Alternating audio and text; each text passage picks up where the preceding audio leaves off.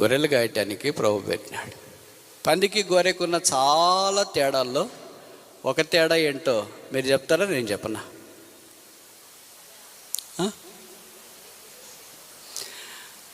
పంది బురద కావాలని వెళుతుంది, ఇష్టం దానికి. అది లేకుండా బతకలేదు. అది ఆంబియన్స్ 7 స్టార్ హోటల్ మాదిరి దానికి. ప్రొద్దుటూరు కాలువలు అంటే పీతి ప్రాత్రం. గొర్రె ఎలా కాదు, బలవంతాన లాగితే కానీ బురదలోకి పోదు. ఒకవేళ బురదలో పడిన తర్వాత తిరిగి బయటికి రావాలనుకుంటుంది. అలాగే విశ్వాసి పాపముల్లోకి ఉన్న పాటను పోలేడు. సైతాన్ లాగుతుంటాడు, ఆ లాగినప్పుడు లోబడి వెళ్తుంటారు. తిరిగి రావాలనుకుంటారు. తిరిగి రావాలనుకుంటే నువ్వు విశ్వాసి.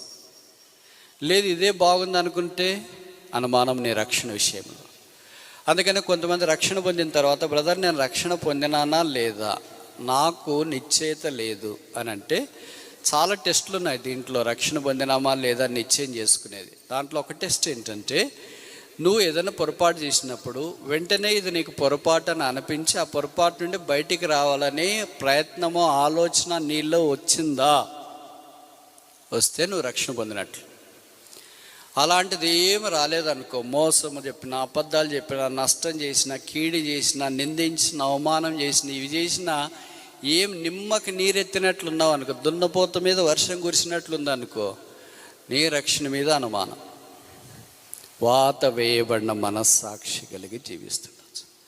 అలా కాకుండా ఒక చిన్న అబద్ధం చెప్తేనే, అయ్యో ఈ అబద్ధం చెప్పానే, ఏదో తప్పించుకుందామని చెప్పా, ఇప్పుడు ఈ భారం భరించలేకపోతున్నానే అని ప్రభు దగ్గరికి వెళ్ళి క్షమాపణ కోరటానికి, ఒక చిన్న పొరపాటు చేస్తే, ఎవరినన్ను తిడితే, కాని మాట అంటే, ఇబ్బందికరంగా మాట్లాడితే, ఇవన్నీ స్పందన ఉంటుంది. పాపము, ఇది తప్పు, ఇది చేయకూడదు, చేశానే అనే నీలో ఒక లాంగ్వేజ్, భాష వస్తే దాన్ని ఏమంటారంటే లాంగ్వేజ్ ఆఫ్ కాన్షియస్, మనస్సాక్షి భాష. ఈ భాష వస్తే అప్పుడు నువ్వు రక్షణ పొందినావు అని అర్థం. ఇది రక్షణ పొందకపోతే మరలా ఈ మధ్యాహ్నం జ్ఞాపం చేస్తున్న ప్రభువుని యేసునందు విశ్వాసం ఉంచండి. దావీదు సుబుద్ధి కలిగిన వాడు. ఆయన పని నమ్మకంగా చేసేవాడు. విశ్వాసులు డ్యూటీ ఇచ్చిన పనిని, మనకిచ్చిన పనిని ఎంత నమ్మకంగా చేస్తున్నామో, భక్తి శ్రద్ధలతో ఇంకా ప్రభు కొరకు చేసినట్లు చేయాలి. మనం మనుషుల కొరకు చేసినట్లు చేస్తే బహుమానం పొందలేం. ప్రభు కొరకు చేసినట్లుగా చేయాలి.